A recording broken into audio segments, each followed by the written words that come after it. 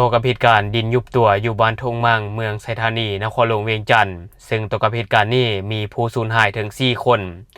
และในปัจจุบันนี้ภาคส่วนที่เกี่ยวข้องก็ได้ออกมาชี้แจงเป็นที่เรียบร้อย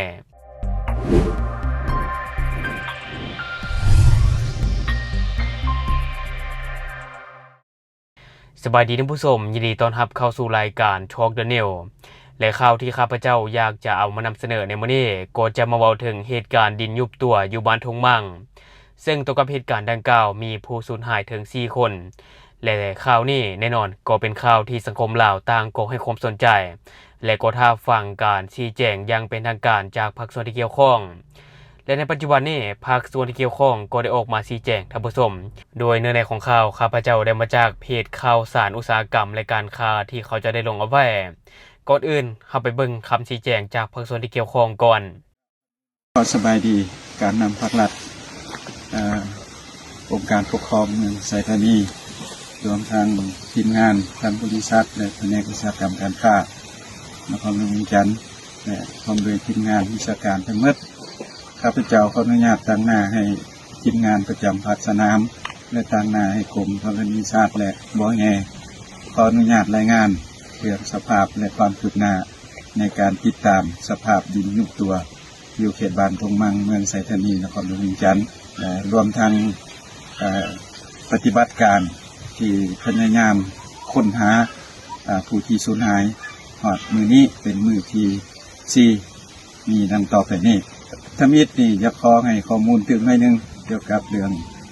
ที่ไปที่มาของโครงการดังกล่าวนี้ที่อาจจะเป็นจุดหนึ่งที่สนใจของทางสังคมก็จะขอย้ำอีกเทื่อนึงจากการให้ข่าวในครั้งผ่านมานั้นซึ่งโครงการดังกล่าวนี้ได้หยุดโจะภายหลังที่มีทิศทางของขันเทิง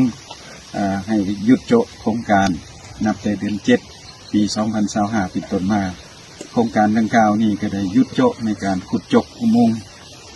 และก็เล็งใส่ในการปรับปรุงหรือว่าแก้ไขสภาพดินยุบตัว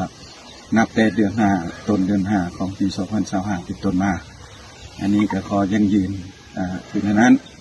ฉะนั้นแลเรื่องเหตุการณ์นี้ก็มันเกิดมาแล้ว4 ครั้งครั้งนี้เป็นครั้งที่5ครั้งที่5นี้ถือว่าเป็นครั้งทำอิฐของโครงการนี้และก็เป็นครั้งทำอิฐของสภาพดินยุบตัวของโครงการขุดค้นปรุงแต่งเกลือโพแทสอยู่สปป.ลาวที่มีผู้สูญหายซึ่งที่ผ่านมาเกิดอยู่ทางแขวงขมวนแลเกิดอยู่ในโครงการ4 ครั้งผ่านมาถือว่าบ่ได้มีผลกระทบต่อชีวิตแต่ว่าครั้งที่5เป็นครั้งทำอิฐที่มีผลกระทบต่อชีวิตฉะนั้นพวกเราก็ได้ตัดสินใจโดยเต่าโฮมทุกกำลังด้วยความสามัคคี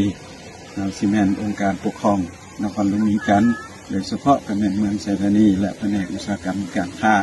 รวมทั้งบริษัทที่ว่าร่วมแรงร่วมใจกันปฏิบัติและปรึกษาหารือกันบนพื้นฐานข้อมูลที่มีหลักการพวกเราได้ตัดสินใจดำเนินปฏิบัติการค้นหาผู้สูญหาย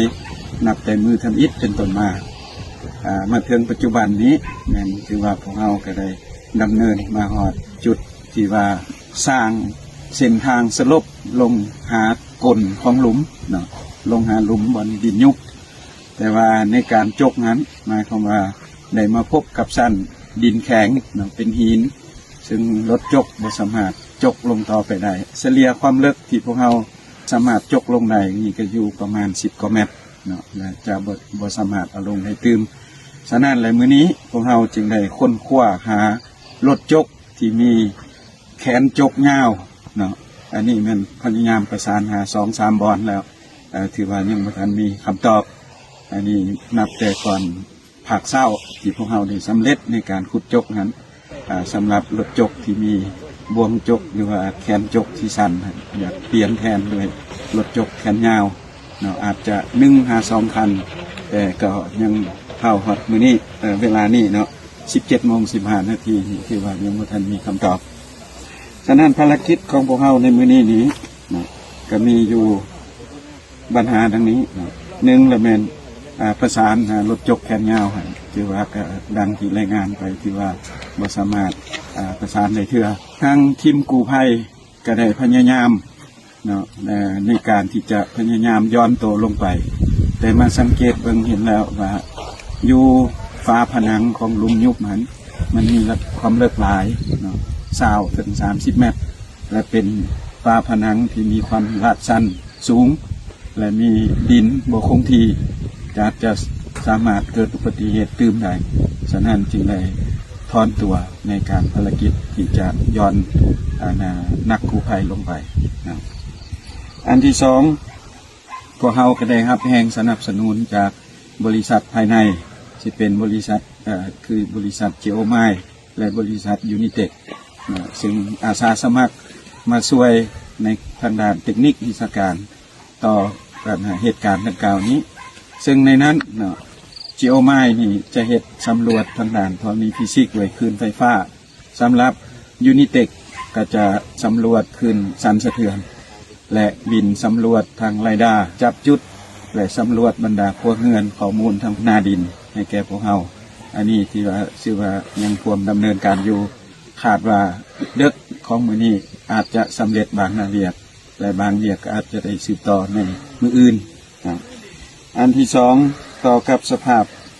มีข่าวเรื่องน้ำหัวไหลเขาอยู่ในอุโมงค์ที่เป็นข่าวจากค่ำคืนเมื่อวานนี้พวกเราก็ได้จะใส่ติดตามแต่มาเบิ่งแล้วการประเมินสถานการณ์โดยการปรึกษากับบริษัทที่ปรึกษาสากลเห็นว่าพวกเราจะบ่สามารถส่งทีมงานเป็นคนนั้นลงไปอุโมงค์ได้เนื่องจากได้คำนึงสูงถึงมาตรการความปลอดภัยอันนี้พวกเราจะได้ยุดเศร้าภารกิจดังกล่าวอันต่อมาเลยแมนเล็งที่สุดเลยแมนพวกเราได้มากำหนดเขตบ่ปลอดภัย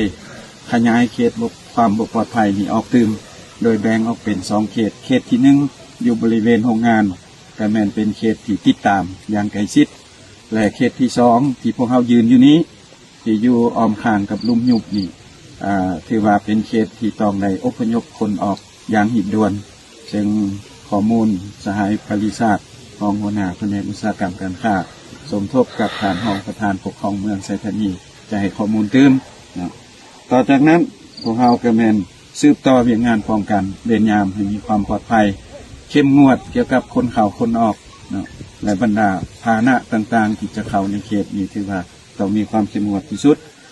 และเวียกอันสุดท้ายกับปัจจุบันนี้พวกเราปฏิบัติอยู่ก็คือออกข่าวให้แก่สื่อสังคมให้แก่สังคมได้รับทราบข้อมูลที่มีความเป็นจริงที่พวกเราควรปฏิบัติอยู่พวกเราสุดที่มีความเป็นห่วงเป็นใย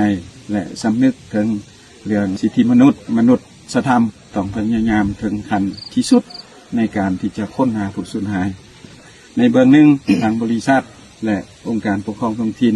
ก็ได้มีการพบปะเหตุงานทางด้านแนวคิดซื้อข้อมูลข่าวสารที่เป็นความจริงให้แก่ครอบครัวญาติพี่น้องของผู้สูญหายอันนี้คือว่าพวกเราสำเร็จฉะนั้นต่อไปข้าพเจ้าขออนุญาตเสนอทางบริษัทได้รายงานเกี่ยวกับการสำรวจบรรดาครอบครัวเรือนที่อยู่ในคงเขตพื้นที่และจะมีแผนอพยพออกจากแล้วก็เดินข้าพเจ้าต่างหน้าจากองค์การปกครองนครหลวงปกครองเมืองและก็ทางแผนกอุตสาหกรรมในการค้านครหลวงเวียงจันทร์ขอให้ข้อมูลเกี่ยวกับสภาพการเก็บกำเขตความเสี่ยงที่ว่าจะเกิดขึ้นนั้นซึ่งว่ามีประชาชนทั้งหมดแม่นมีอยู่30 ครอบครัวซึ่งพาเพิ่นก็ได้มาอยู่หัวอยู่ส่วนฉะนั้นแหละแม่น